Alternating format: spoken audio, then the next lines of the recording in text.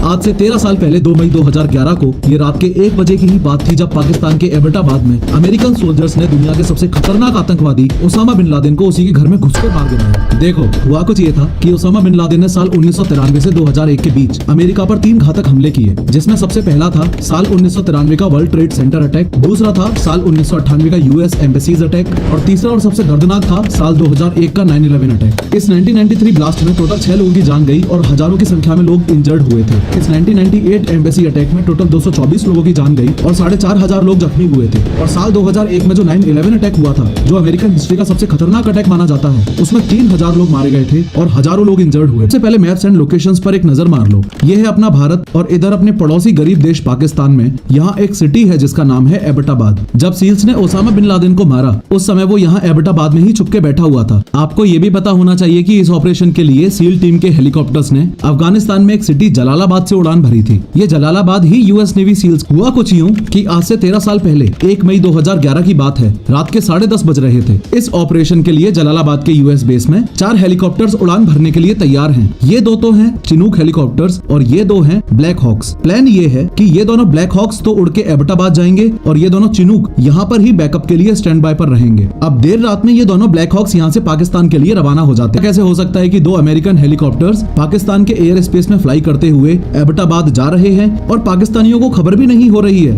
या यूं कह लो कि पाकिस्तान के रडार्स इन दोनों हेलीकॉप्टर्स को ट्रैक क्यों नहीं कर पा रहे हैं। इन दोनों ब्लैक हॉक्स को डिजाइन ही इस तरीके से किया गया था कि इनमें से ना तो साउंड डिटेक्ट हो और ना ही ये रडार में ट्रैक हो पाए। इन शॉर्ट, इस पूरे हेलीकॉप्टर के ऊपर हैवी फैब्रिक की कोटिंग करी गई थी ताकि इसकी रडार और इंफ्रारेड विजिबिलिटी कम हो जाए। अब रात को करीबन 1 बजे दोनों हेलीकॉप्टर्स एबटाबाद में ओसामा बिन लादेन के कंपाउंड तक पहुंच जाते हैं। इससे पहले कि सील कमांडोज हेलीकॉप्टर में से उतरकर ओसामा बिन लादेन को शूट कर ऑलमोस्ट ट्रायंगुलर शेप्ड प्रॉपर्टी आपको दिख रही है, ये पाकिस्तान के एबटाबाद नामक शहर में ओसामा के छिपे रहने का ठिकाना था। आप क्लियरली नोटिस कर पा रहे हो कि ये प्रॉपर्टी कितनी ज्यादा आइसोलेटेड है। आसपास सटा हुआ कोई भी मकान आपको देखने को नहीं मिलेगा। इसमें ओसामा बिन लादेन इस टॉप फ्लोर पर यहाँ रहता था। सामने से ये रास्ता है और ये लेफ्ट साइड वाला कंपाउंड खाली पड़ा रहता था। इसमें ये लोग सिर्फ कचरा जलाते थे। ये घर की मेन एंट्रेंस थी और आगे चलकर एक और गेट था। ये पार्किंग वगैरह का स्पेस हो गया और सामने ये जो आपको दिख रहा है ये गेस्ट हाउस था। एक बात आप क्लियरली नोटिस कर पा रहे होंगे कि अगर ओसामा बिन लादेन तक पहुंचना है तो किसी को भी इन दोनों ही गेट्स के अलावा इस गेस्ट हाउस से होकर भी गुजरना ही पड़ेगा। यहाँ पर आपको एक और गेट दिख रहा होगा,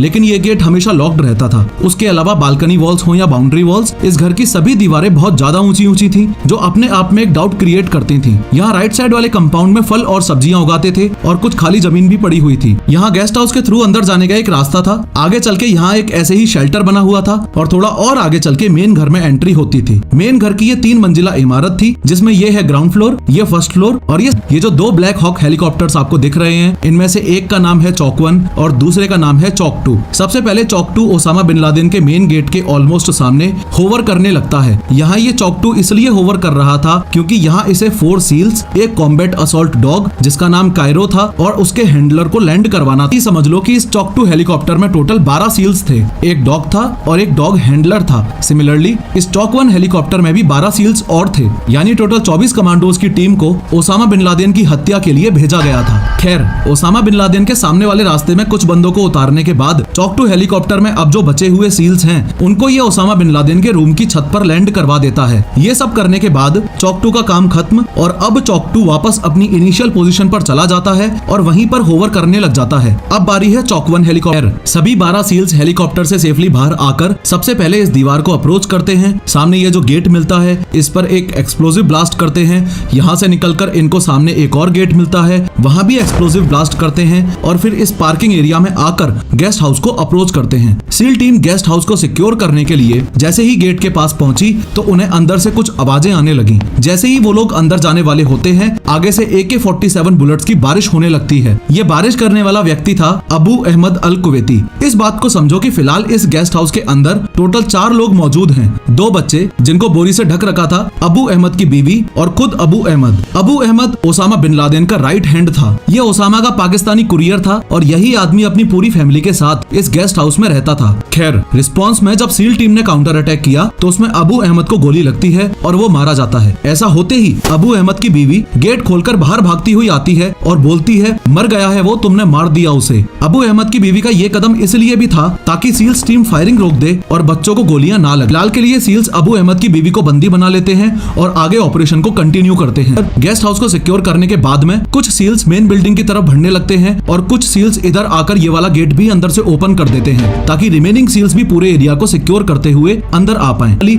सभी सील्स ओसामा बिन लादेन को मारने के लिए मेन बिल्डिंग की तरफ बढ़ने लगते हैं। जैसे ही मेन बिल्डिंग के ग्राउंड फ्लोर में सील्स एंटर करते हैं तो सामने अबरार दिखता है। अब यहाँ ग्राउंड फ्लोर में जो लोग थे उनको भी समझ ही लो। यहाँ मेन बिल्डिंग के ग्राउंड फ्लोर में एक तो अबरार मौजूद था, अबरार की बीवी थी और कुछ बच्चे थे। ये अबरार उस बंदे का छोटा भाई था जिसको जस्ट अभी गेस्ट हाउस में सील टीम ने मार गिराया, यानी कि अबू अहमद। खैर, अबरार को देखते ही जैसे ही सील टीम ने फायरिंग शुरू की वैसे ही उसकी बीवी सामने कूद पड़ी और स्टार्टिंग की सभी गोलियां उसकी बीवी को लग जाती हैं और वो मर जाती है। अरे सील्स भी क्या कर सकते हैं। एनीवेज, बीवी के मरते ही सील्स ने अबरार को भी गोलियों से भून दिया और उसका भी दी एंड कर दिया। अब इस ग्राउंड फ्लोर पर जो बच्चे बचते जा रहे थे उनसे रिलेटेड आपको ये बात याद रखनी है कि चाहे वो स्टार्टिंग वाले गेस्ट हाउस में से हो या फिर इस मेन बिल्डिंग के ग्राउंड फ्लोर से, सभी बच्चों को सील्स एक जगह सेफ जोन में इकट्ठा करते जा रहे थे। अब आगे बढ़ते हुए सील्स फर्स्ट फ्लोर की तरफ जाने लगते हैं। फर्स्ट फ्लोर पर ओसामा का सगा बेटा मौजूद था जिसका नाम था खालिद। सील्स ने जब ओसामा के कंपाउंड में लैंड किया था उसी समय गेस्ट हाउस में अटैक करने से पहले ही पूरे कंपाउंड की लाइट बंद कर दी थी। अब ऑब्वियसली सील्स को तो लाइट बंद करने से कोई भी दिक्कत नहीं ही होने वाली थी